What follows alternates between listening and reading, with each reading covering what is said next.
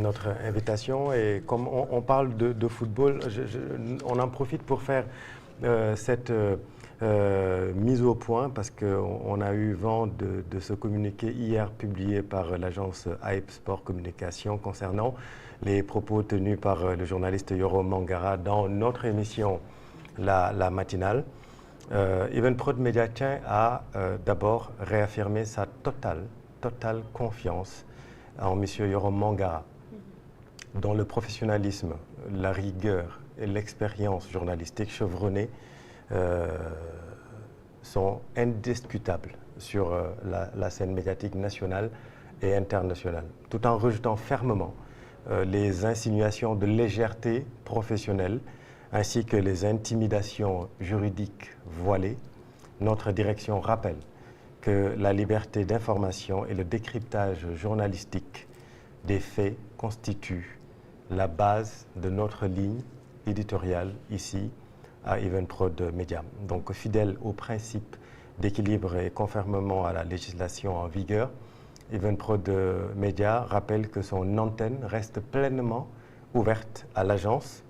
ou au joueur lui-même, Chérif Ndiaye, pour l'exercice d'un droit de réponse légitime dans le respect mutuel des acteurs. C'était important de faire cette mise au point parce que nous avons vu ce communiqué hier. Donc voilà notre réponse. 9h44 minutes, on marque une pause et tout de suite ñu ñëwaat ci la revue de presse moom la ñu jeexalee tey ak Pape Cheikh Sylla.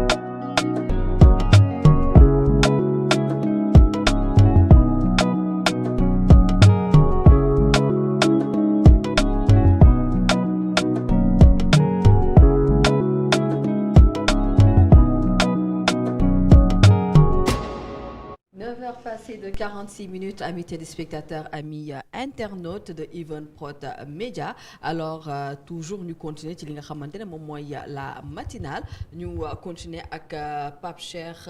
Sylla te nag Pape Cheikh nga war ñu defal le tour de li gën a fës ci boppu yéenekaay yi. waaw mondial bi moo ci gën a fës daanaka ñoom ñëpp ñoo si ñëwaat. Sud Quotidien par exemple mu defar benn photo boo xamante ne Lions yi ñu ngi reetaan ñu ngi jubilé loolu nag jar naa taxaw ndax suñu médias yi souvent bu ñuy illustrer Lions yi du ñu def attention ci photo yi photo yoo xamante ni déception lay gën a wane ak wane ginnaaw la ñuy illustrer Lions yi fii nag ay gaynde yuy reetaan dugal bi ba pare Coupe du monde 2026 Sénégal Irak kon àjjuma ji lay doon 15h ci heure Canada foofu la ca Toronto. mu ne bii la yoon nag rugissez enfin rugir en wolof nanati la sax xiiru leen. mais nañ ko ci xiiru. ok kon rugissez enfin xiiru leen bokk. L'Observateur moom tamit mu ñëw ci gaynde yi moom bon photo bi mu wane du photo boo xamante ni bokk nag bële ab gaynde bu toog wane ginnaaw xaw a sëngéem moom la wane mais na le tournant de tous les dangers. moom ci danger bi la gën a taxaw ndax nag nee na équipe nationale fi mu nekk nii moom ci ajuma ji ci kanamam ak Irak ce n'est plus seulement un match de football c'est une question d'honneur national mbirum fierté la mbirum yëkkati sa bopp la. L'Observateur ñëw tamit ci lu fees lool ci suba si ci yëglekaay yi muy liberté provisoire ak bracelet électronique bu ñu jox Pape Malick Ndour bu APR kon loolu moom ñëwaat na si affaire Azer plainte contre Thierno Alassane Sall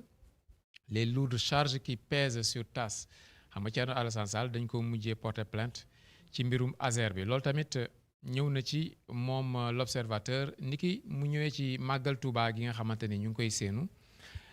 li si des bareetul l'observateur nee na am na benn fatwa nag bu Touba génne une sévère mise en garde contre les influenceurs yi daal ca Touba ñu ngi leen di artu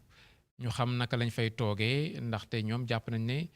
18 safar du bésum pagaille donc loolu bokk na ci li nga xamante ni l'observateur leeral na ko ñu dem ci Walf Quotidien moom nee na xeex bi diggante Sonko ak Diomaye opposition bi mu ngi toog di xool kan moo mën kan moo dóor kii kan moo dóor kaa pour xool moom lan lay jël ci xeex bi nga xamante ni dox na ci diggante Sonko ak Diomaye Faye léegi Walf Quotidien ba tey Walf nee na sécurité des JOJ moom mooy Jeux olympiques de la jeunesse yi ñuy def fii ci Ndakaaru ci at mi di 2026 yegsi na ba pare waa Paris nga xamante ni ñëpp xàmmee na leen ci seen xarañ ci organiser yu ni mel waa Paris nag jël nañ dogal taxaw ci wetu Dakar pour jàpp ci wàllu sécurité bi ci JOJ yi fi am mu doon loo xamante ni jéego la ci wàllu diplomatie diggante France ak Sénégal. Libération moom ay xeetu information xam nañ ko kon ñëw na ci Pape Cheikh Diallo ak gàngooram nee na une nouvelle offensive déclenchée ndax nag ki nga xamante ni mooy téeméereel ak benn nit koo xamante ni suspect la maanaam kuñ ci joxoñ baaraam moom BR di brigade de recherche bu Kër Massar daal di nay xool ay téléphone am ba wax na yu mu doon seq ak Djibril Dramé kon ci loolu la Libération gën a taxaw dos au mur le nommé El Hadji Fallou Diagne noonu la tudd El Hadji Fallou Diagne moom daal nangu na ne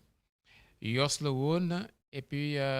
wax na relation yu mu doon am très particulière relation yu yéeme ak waykat bi